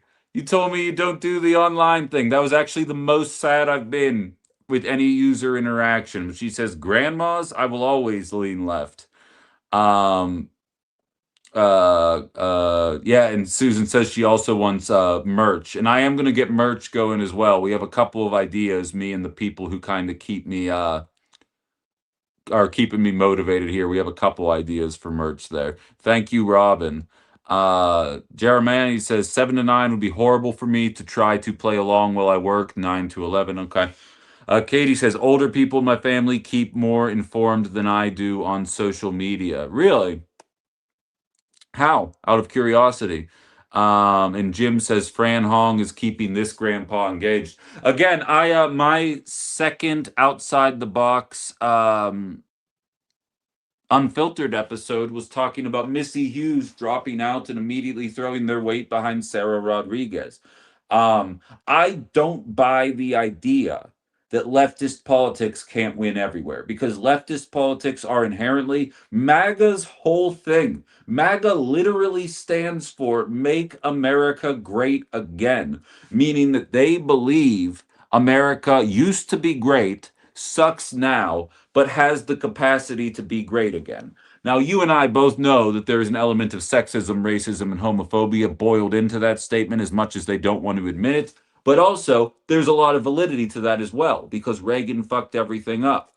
Those guys believe that affordability was much more achievable. And the fact of the matter is, affordability was much more achievable because of progressive politics. There has been a 45-year campaign to do away with progressive politics, both by Republicans and Democrats. And I hope Connie's in the comments because she made a comment last night saying, I can't wait till you tell me Kamala Harris would have been better than Donald Trump. Allow me to say right now, Kamala Harris would have been better than Donald Trump, but we would still be ensnared in an affordability crisis, a housing crisis. We would still have the Obamacare subsidies, but it's not like healthcare was affordable even with the Obamacare subsidies. So that's the two sides of the same coin I always operate on. And the idea that Fran Hong wouldn't be a viable candidate, and I can't stress enough, if Sarah Rodriguez wins, I'm voting for her. If Mandela Barnes wins, I'm voting for her. I am not voting for Reaganomics and MAGA. No, I'm not going to say MAGA light. He's voted for with Donald Trump 99% of the time. I am not wishing that upon this state. I have no idea where my life is going to take me over the next coming weeks and months, but no matter where I end up doing this show from in the long term, um, I'm always going to have my finger on the pulse of Wisconsin politics. I've said since I moved out here, I was skeptical. I liked living in Pennsylvania because that was a swing state, and this is a swing state as well. Swing state politics are interesting. And if Hong pulls it off here, that's going to be seismic nationally because this, what do I say? Wisconsin, Michigan, Pennsylvania, always the prettiest girls at the ball come election season. If a leftist can win in one of the prettiest girls at the ball, and remember when John Fetterman ran, he was a straight up hippie. Now he's a piece of shit, but when he ran, he was a straight up hippie. Um, and he won in Pennsylvania pretty decidedly. Now it was against fucking Dr. Oz, which I'd like to think like a wet piece of toast could probably beat Dr. Oz. But so if Fetterman can win as a leftist in 22 and Hong pulls it off in 26, and please, for the love of God, always remember, I can't prove it, but we all know I'm right. The Democrats blocked the primary in 2024 because they knew that there was a progressive fervor. They did not want a progressive at the top of the ticket who was going to be outspoken about our allies in the Middle East, who was actually going to crack down on corporations. They forced Biden on us, despite the fact that he didn't know what year it was, and then forced Harris on us. They knew that if they allowed an actual primary, a progressive would have mopped the floor with the entire candidacy. So they decided not to let that happen and then pretend like, I remember, oh God, see, now I'm getting ginned up. I remember when they forced Kamala on us and it was her first rally and there were all these mostly minorities and women up front because, of course, the Democrats are going to lean into identity politics. And they were all up front chanting, "This is what democracy looks like." And it was just like, this is not what democracy looks like. We didn't even get to fucking vote. Like, what are you doing? And I know because if you remember, her whole campaign was based on the concept of joy. And I swear to God, they were doing that hyper happy, chanting, we're all in this together attitude so that the people like me would look like we were assholes. They would try and present us like, oh, well, that's what we always say. The leftists are so far left, they're secretly MAGA. And it's like, no, It's that you guys don't do shit, and we know that you're forcing do nothing candidates on us because there's an obvious appetite for somebody that's interested in doing something. So, nah, I'm not. I don't even remember how I got. Oh, Francesca Hong not being viable. I'm not buying that. I think liberals know that progressivism is popular. And I'm not stating that about you. I don't even remember who said it now. This is how long I've been talking about it. Serial killer clown. I'm not saying that about you specifically. But I'm pretty sure I'm right. Time will tell as it plays out. But I'm pretty sure I'm right. I'm not fixing the blinds, Jen. Ethan says no Kings rallies were well attended by a wide breadth of Democratic voter base. I think the older Dems have finally moved further left after Trump too. Yeah, there's an element of that, but I'm also seeing people all over TikTok, and they may be bots, they may be shell accounts, but they're saying after the sweep of all the Mamdani endorsed candidates on Tuesday, like basically, if my choice is the DSA or MAGA, let's just say I'm not picking the DSA. Now, some of them are some pretty big accounts. I recognize the names on them, but like that's the whole point. Oh, I'm sorry, I didn't see Anna was in there. Thank you. Um, I understand that that's kind of the whole point, but it doesn't change the point there though. What's happening, Anna? Maybe the problem was on me. Are you there, Anna? Nope. All right. Gone. All right. That's fine. Now I just got nothing but trolls on YouTube. I always knew, or on TikTok. Yeah, always knew Anna was a troll. Um, Katie says my grandma's part of several groups on Facebook, the like Indivisible, Brown County, Handsmaids of Wisconsin Unite. Oh, I remember what I was saying. Um, um, Anna, it's all right. Um, there is a component of liberal politicians that would rather MAGA be in office. I mean, case in point, they forced Kamala Harris on us despite the fact that nobody wanted her, and then ultimately ended up letting Donald Trump win pretty handily. Didn't win a single swing state, and like they would rather that than a Sand. No, I'm not saying Sanders is going to be 86 by the next time. I'm not saying I want Sanders to run, but someone with those kind of politics, they'd rather just deal with the masked Virgin Army than increasing taxes on billionaires. And it's made more apparent every year. Remember, they even tried to scoop Josh Shapiro for the VP until Progressive freaked the fuck out. And that was a calculated decision by Democrats. They're like, okay, maybe we can win over some of the people that are mad about what's going on in Gaza. And then they put a muzzle on Tim Walz and didn't let him talk for the next 3 months.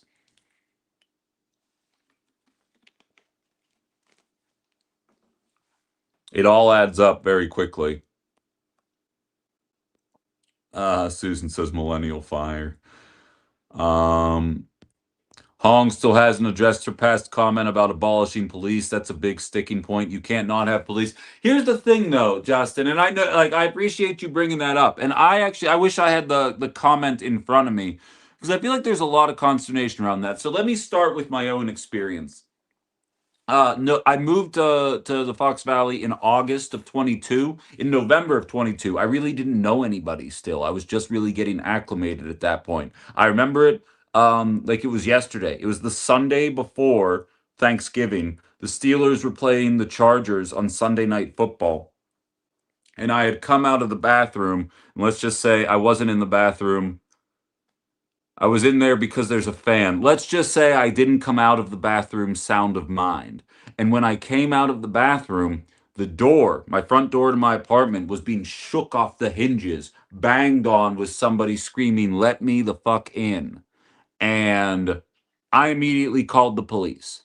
And I don't own a weapon, but I do have a bunch of like large knives in like a joke setup. It's a decoration that used to be my mom's, and I kept it because I always thought it was very funny.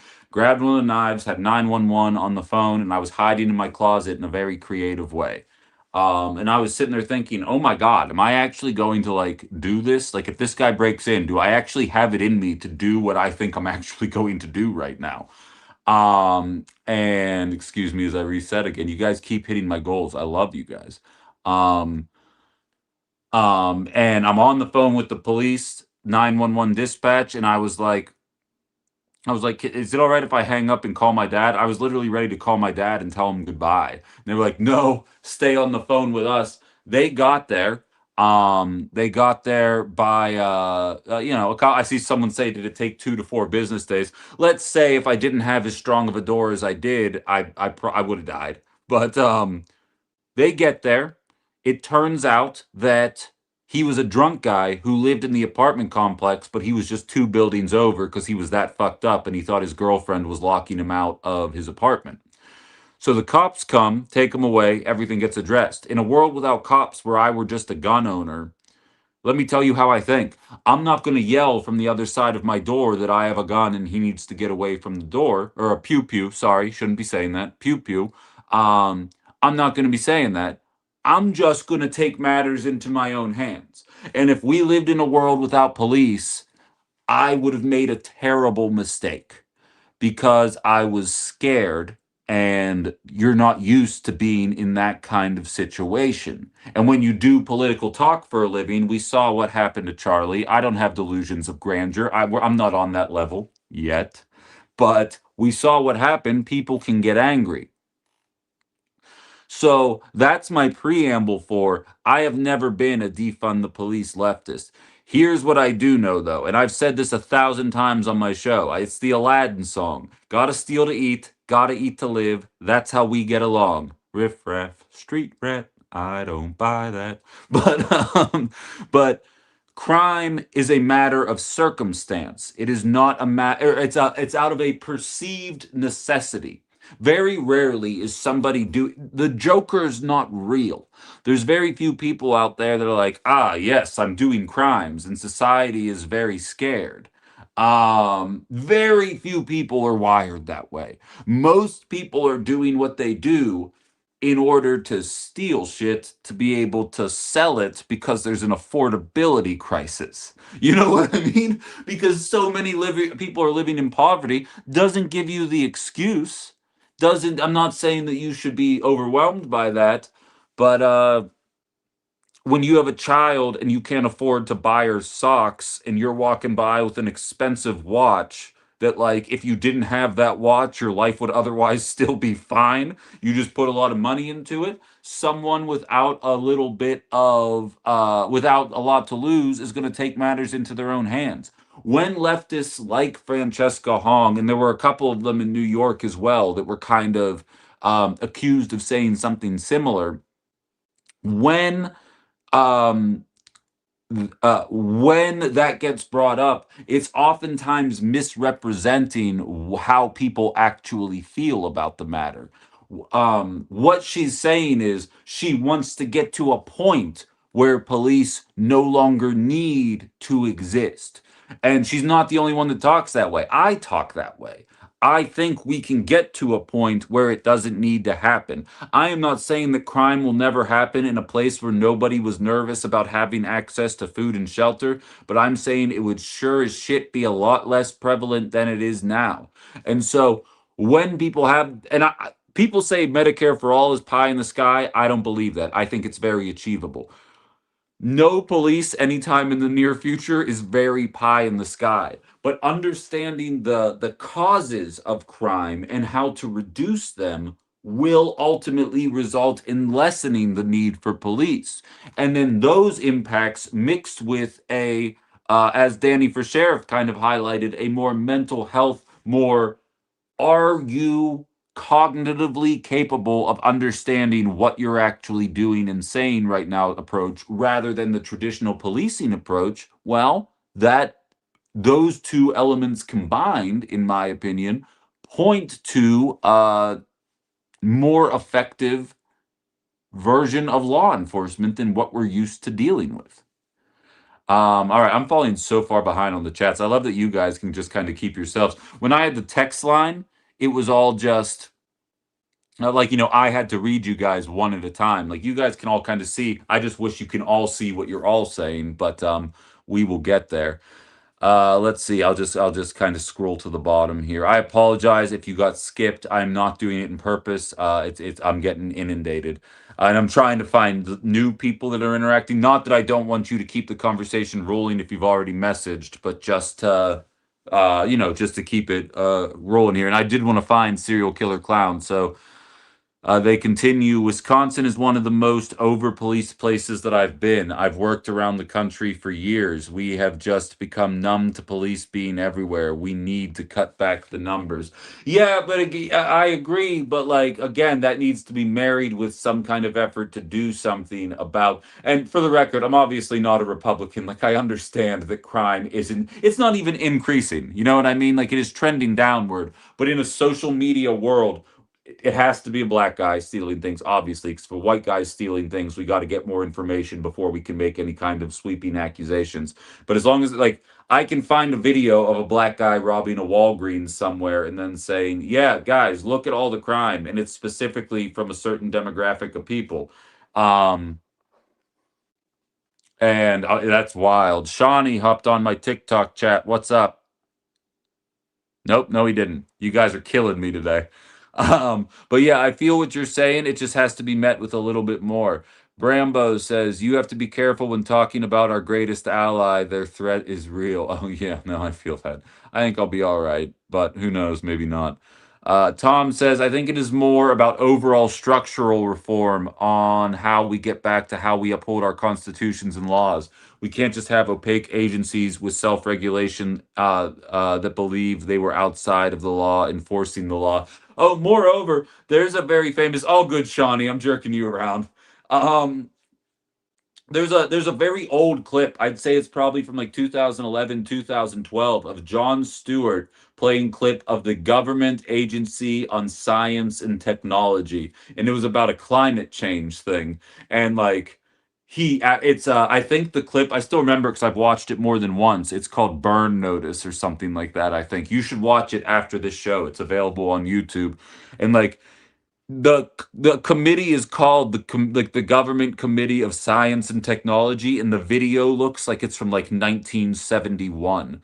Like, part of the problem and that we are facing, to your point, is that we have a bunch of 100-year-olds. No offense to all the boomers in the audience that were able to find me on social media. You're all brilliant, but as you've acknowledged, not necessarily the norm in your generation. Um, we got a bunch of people that really don't understand what's going on from a technological perspective, acting like they have any interest or capability to address what's happening. From a technology perspective, from understanding flock and data centers. If you're in Congress and you need your staff to help you operate your iPhone, you probably don't have a very concrete idea of how data centers work in America, you know? I appreciate the compliments, Dr. Aaron, the intern. Um, Glad you're on the chat here. Feel free to jump in anytime. I'm sure the OGs would love to hear from you anytime. Just request to jump on if you have any thoughts about what we're talking about. But Herb says, speaking of last night's pizza debacle, Little Caesars is bringing out the Weberoni pizza for the new Spider-Man movie. I'm telling you, Little Caesars, if you're looking to sponsor, you got the goat right here. Um, Alex says, every time you say pie in the sky, I think of the racehorse. I don't follow racehorsing enough to know. Justin says, you may be likening the idea to, from what I've heard, Japan is quite safe. Sure, they have police, but they likely don't have a police image problem. Exactly. Like, that's what the crime comes from uh perceived necessity. It's not even always real, but that's typically where that kind of stuff comes from. Um I'm not being selective. I'm sorry, you guys are all chatting so much. But I'm trying my best to get you guys all in here. Healthcare for all, how Ben money failed due to staggering costs in California. I disagree, Susan. Go look up any report. Help Medicare for all. Any report tells you it would actually save us between 350 and 450 billion dollars a year, because it would give the government the ability to negotiate for these kind of things. We actually had this conversation. When was that? Yeah, I think it was last night, because we had Brad Smith, who's running for Congress in the 6th Congressional District, on the program yesterday. If you didn't get a chance to listen to that, it is available on my Tube of You page. Um, You can go ahead and check that out. And he was talking about a public option, to which I said, Jarmani, get out of the chat. Domino's can go to hell. You're banned. Um, um, but he suggested a public option, to which during my nighttime show when we were all reacting, I said the public option was a compromise back in uh 2009. In 2026, that's not an acceptable compromise anymore. Because here's what would happen, to Susan's point. If we did a public option in 2026, what Medicare companies and Medicare Advantage companies, that is, and healthcare companies and pharmaceutical companies will end up doing is they're going to find their most expensive people and they're going to put them on the public option so that it costs us billions of dollars to fund that public option while still keeping the more healthy people in the private sector that they can monetize at the highest percentage rates. So when if we were to enact some kind of public option, that's how it would work. And Susan, you're listening in California, and I've highlighted several times over, I believe California cosplays as progressive. They are actually blue MAGA liberal, and they intentionally do bad leftist policy in the name of making people like me seem radical, when in reality, I'd argue what I'm saying is pretty basic common sense. Like, I'm not going to act it's as prevalent as the right wing acts, but there are liberal judges and justices out there that let immigrants off the hook for doing some pretty shitty stuff, because there's some pretty hard line leftists out there. They're like, just leave immigrants alone. I don't care about what happened. And then they let some people off the hook that do some pretty shitty things. And then I'm sitting there like, wait, he hit how many people in a hit and run? Well, don't let that guy go. I don't care if he's an undocumented immigrant. Send him where he needs to go. Like, what the fuck are we talking about here? But then they let those people go, and they're like, Ben, um, where you at? I heard Bimmy just jumped on the TikTok chat there. I appreciate you figuring out how to get it, and I really appreciate the personal text you sent me. Thank you very much for being here. I hope you'll join more often. But so that is, in my opinion, how the two sides wash one another's hands. Because then Republicans can point to it and say, look at what this looks like. And Democrats can say, see, we're doing your leftist agenda.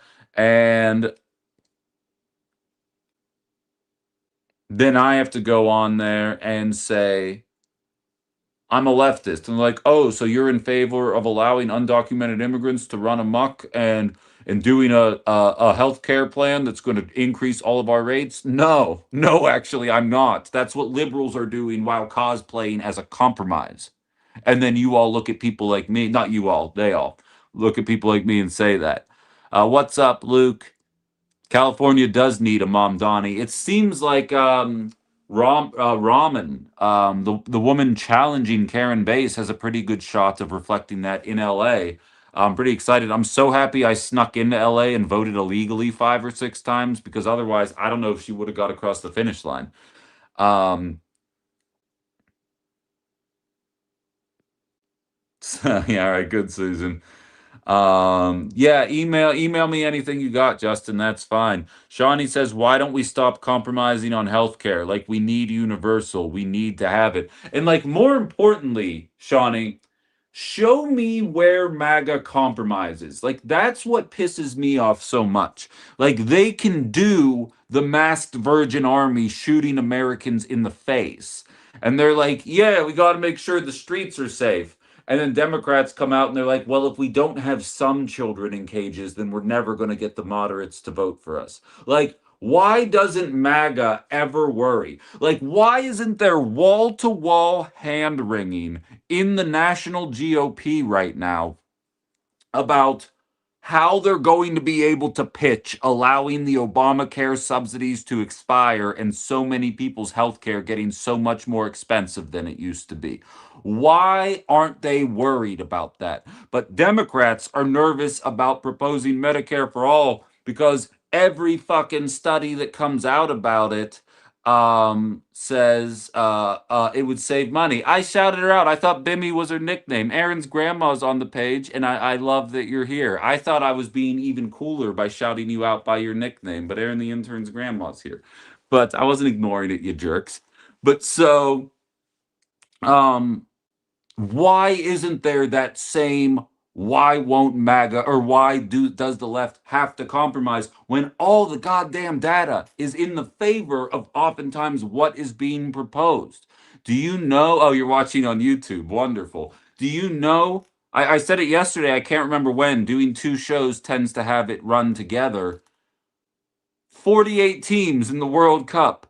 47 of them have universal health care. And we are so brainwashed as a population that we have a community of people that do not want to do what every other industrialized nation is doing and doing better than us and doing it cheaper than us. And the idea is like, oh, well, you got to find a compromise, so let's just do a public option. I'm sorry, compromise from what? Reducing $350 billion off the healthcare payroll. It doesn't make any sense. I see a lot of you guys from California in the TikTok chat are pissed about Becerra and the corporate oil shill. Yeah, you guys have two shitty options. I don't know if Tom Steyer was actually any good. I mean, he's a billionaire that made all his money off the private prison system, so there's some obvious things that you need to be aware of there with that guy. Um, but I know Becerra is a piece of shit. And obviously, Steve Hilton's a waste of time because GOP politics just doesn't have an answer for society right now, which somehow they still pull like just barely below Democrats, probably because we all know deep down that they don't have much of a real answer either.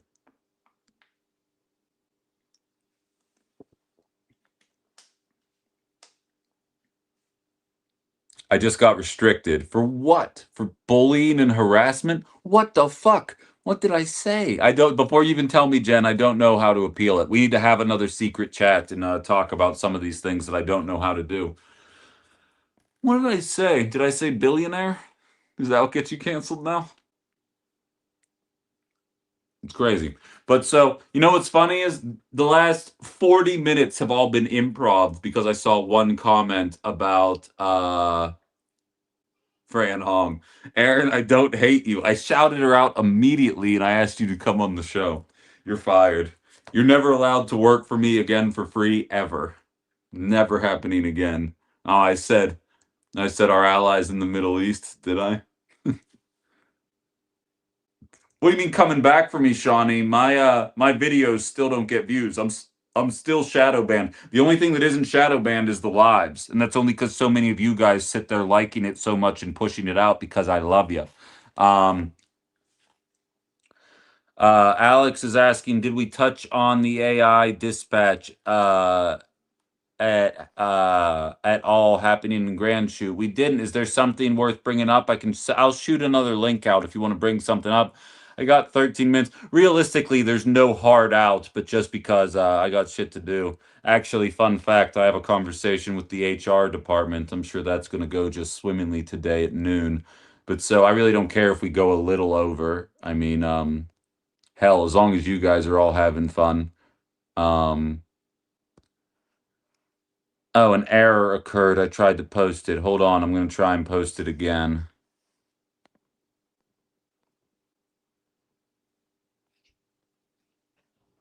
Oh yeah, that's definitely what it's going to be about and other shit like that. Um, but I'm not even going to get started on that bullshit. But that's at noon. But I mean, I don't really have a hard out here. But I want to try and keep it to 2 hours, especially once I kind of get my life in gear here. This week has just been kind of like keep my wits about me, make sure I don't lose a step because it might seem like craziness, but if you don't do this job for even like 2 or 3 days, um, it's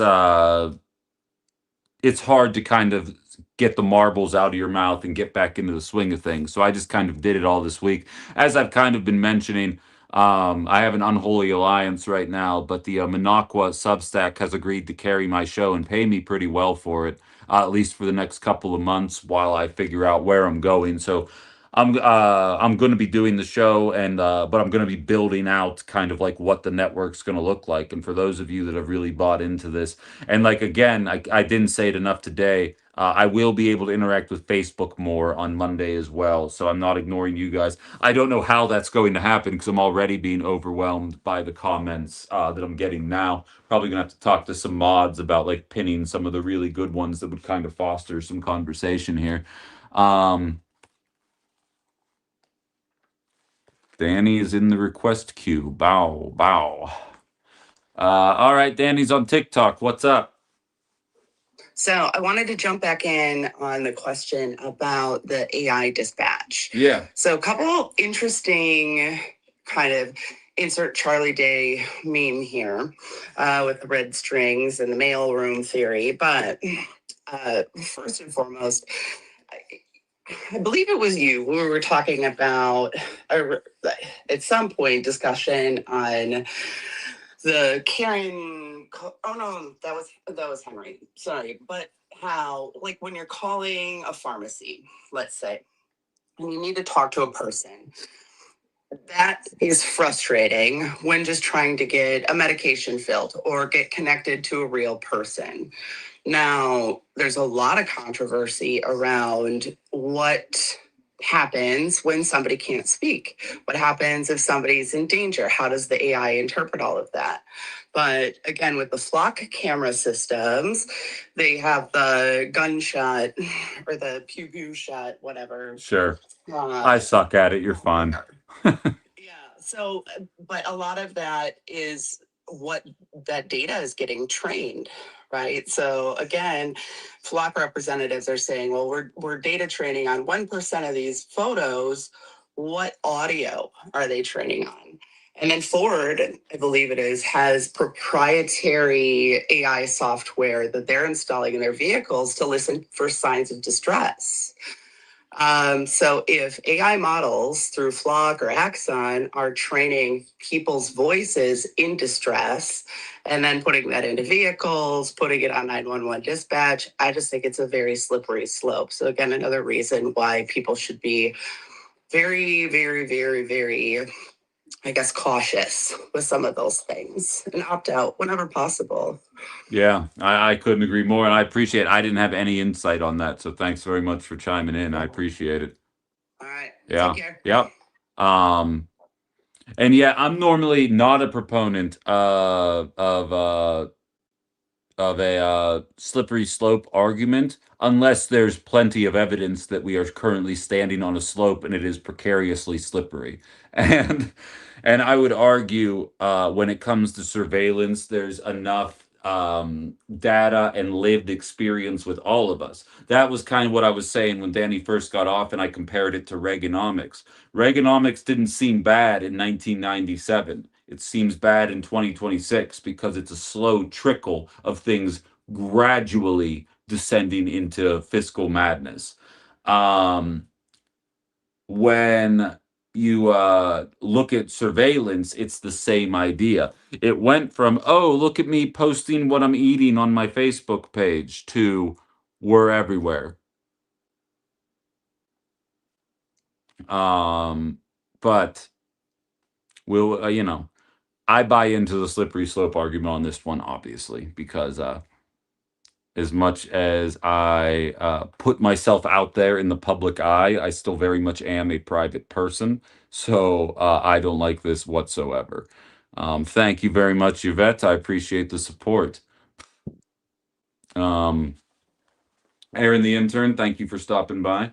You guys have been great today. You know what's funny? And this is how you know nothing's really going to fundamentally change surrounding outside the box compared to outside the box unfiltered, is I had inflation hitting 4% and what that means for the Fed, the earthquakes in Venezuela, whether or not the concept of Mamdani being a kingmaker is real, which I guess is sort of what we did there for the last half hour or so.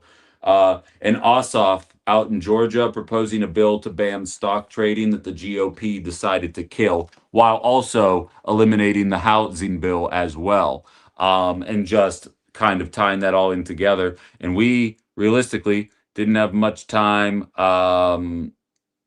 for to get into those because the conversation with you guys has been so good. And much like when I did it for a smaller audience back when I was on terrestrial radio, uh, pew pew. Um, as I always stated, I'll always come with 2.5 hours then, 2 hours of content now. But if you guys want to drive the show, I'm happy to let that happen. And please never take it personally if I don't read your shit. I'm not doing it on purpose, but I also can't sit there just scrolling through and just reading what everybody's saying. Then at that point, I may as well just get paid to do audiobooks.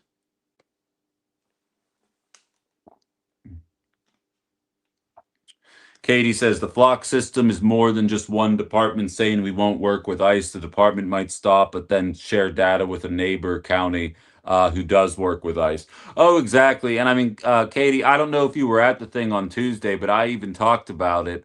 And the ties to our allies in the Middle East and the empirical data. It's not conspiracy theories. It's not anti-Semitism. The empirical data that they're using predictive policing to determine who's going to become a member of the dreaded. I probably can't say the word. The organization that was responsible for October 7th. Can I get away with that? They're determining that you're a member of that group using flock cameras. Like it's not even speculation. Like that's why I said it's not really a slippery slope argument because we're standing on a slope. We're like, fuck, it's really slippery on this slope. So I'm right there with you. I think there's a lot of reason to be concerned and to push back about what it is that we're dealing with there. BB freaking Brambo.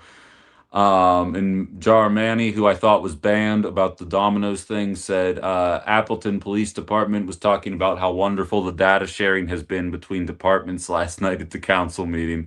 There you go. There you go. That'll do it. That'll do it right there.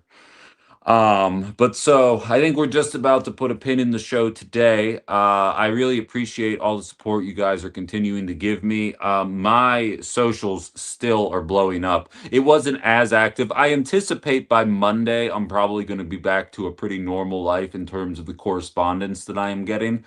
But the love and outpour from so many people. Someone's asking me to read erotica. Yeah, if you pay me enough. If I did that on a Patreon, would you guys pay to listen to that for me to read lit erotica? Does that sound like something you would do? Um yeah, I do need some code words. But sensei. Um but so I imagine we'll go back to Monday, but it's been very cool. It'll be go back to normal, I should say, on Monday. But it's been very cool how many people are coming out of the woodwork that never have spoken to me one time. It's funny because MAGA always says they're the silent majority when they're just loud as fuck. And the number of people who came out who I've never interacted with, never met. I'll be real. I have been sending out friend requests, and if I haven't found you, send it to me as more people kind of show me the communities that you all run in. This is probably the type of shit you're supposed to do as soon as you start your radio career, but I am a social media idiot. So I just started doing this a couple weeks ago. But seriously, if you're newer here and you just found it and you like what I'm doing, tell your friends, put it out there, share my stuff, whether it be on TikTok or the other places that I'm not allowed to say because TikTok's a bastard. I will start. I'll be real. Violet in my TikTok chat says I need to engage more on TikTok. I have not, and I'm not like coming at you, but I have not stopped moving um for 2 days. And part of that nonstop moving has been interacting with all of you that have expressed your well wishes, asking me where to find the show, making sure that we stay in touch, checking in on my mental health, all that jazz. As we get to 50,000 likes on TikTok, you guys are great.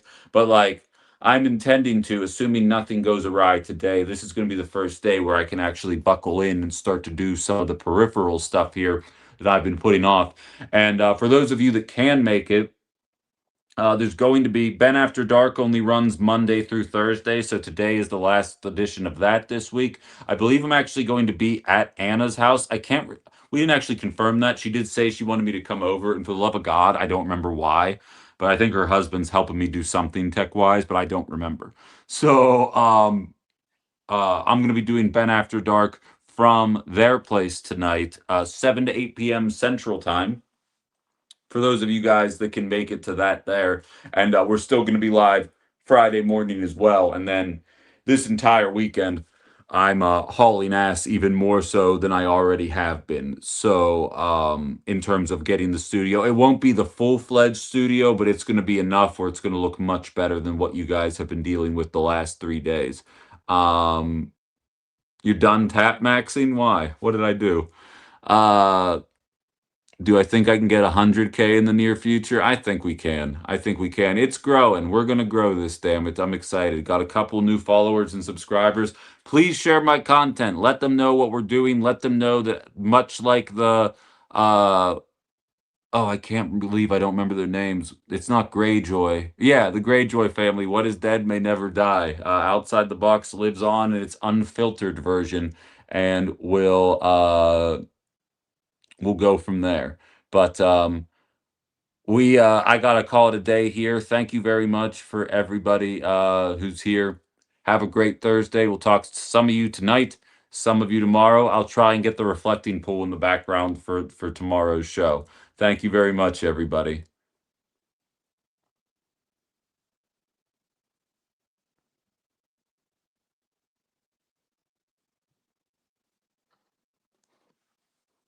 Sorry, I'm an idiot here. It's not ending quick enough. Now